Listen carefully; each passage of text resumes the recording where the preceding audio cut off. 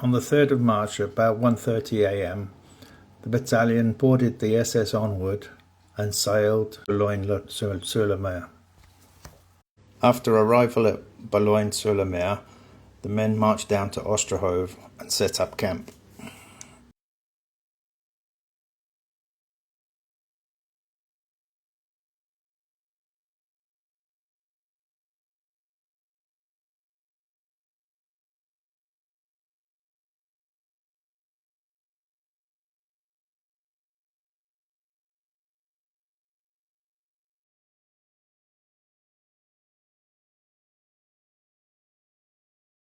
And then moved again from Ostrehove to the station at Pont de Brest, and then boarded a train which brought them to Baguette. So the 1st 4th Loyal Lancashire Battalion left Baguette and came here to Lillette, sorry.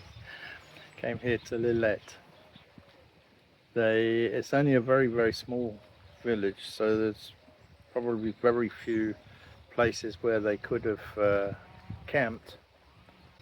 Some of them stayed outside instead of going into the billets that they were given because of they felt that they were too dirty. But what I do notice is there's a big field here on the left-hand side, on my left-hand side, which is flat and big, and it's right on the edge of the town. So I wonder whether this might be where their camp might have been. They marched to Lillette and then on to Lillers, and finally stopping at Chalon-sur-la-Luce. The men built up a relationship with their horses, and this one is in Chalon-sur-la-Luce. Horses were used to transport just about everything, along with dogs, which helped the medics. Here we are in Mitterrand, a town that was flattened by the end of the war.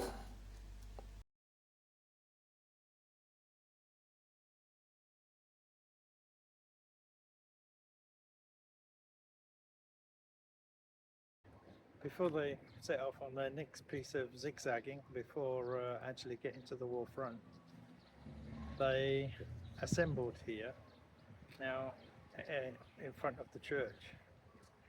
Now, if I turn around here, there's a fun fair here at the moment, but there's a big flat field, well big enough for 1,000 people or more. So I'm assuming that this is where they gathered.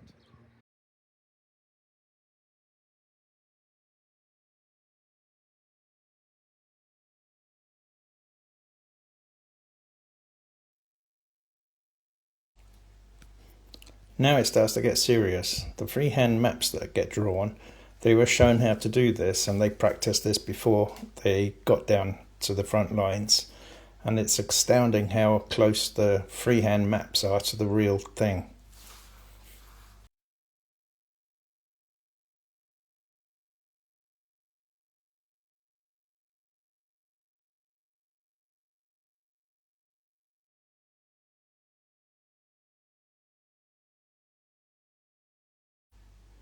They rested here on Quinquereux as far as the farm Cour d'Avoux.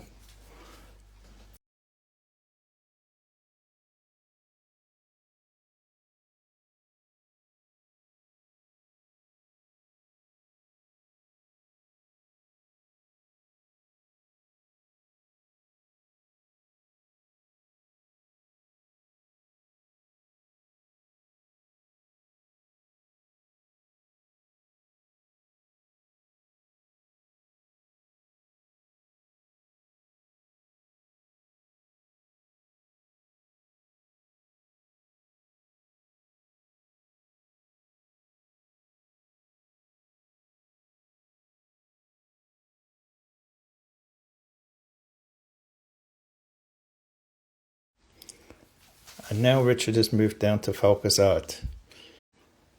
Then on the 15th of July 1915, maybe Richard poked his head above the trench, who knows. But that was the end.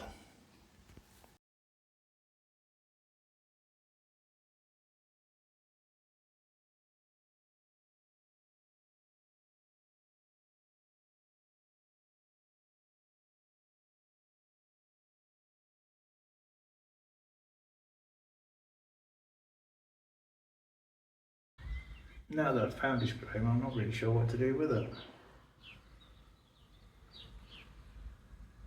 I mean, he spent so much time crisscrossing backwards and forwards in France. Took part in a battle in around Fauquissart.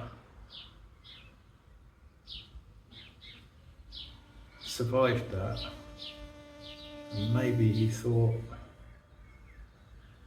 he was invincible and poked his head up above the trenches at Fauquissart, just opposite Aubers Ridge. Maybe he did it a second time, maybe he looked once, maybe he heard something, I don't know. But must have just raised his head above the trench and bang, that was it, gone. He was hit by a sniper.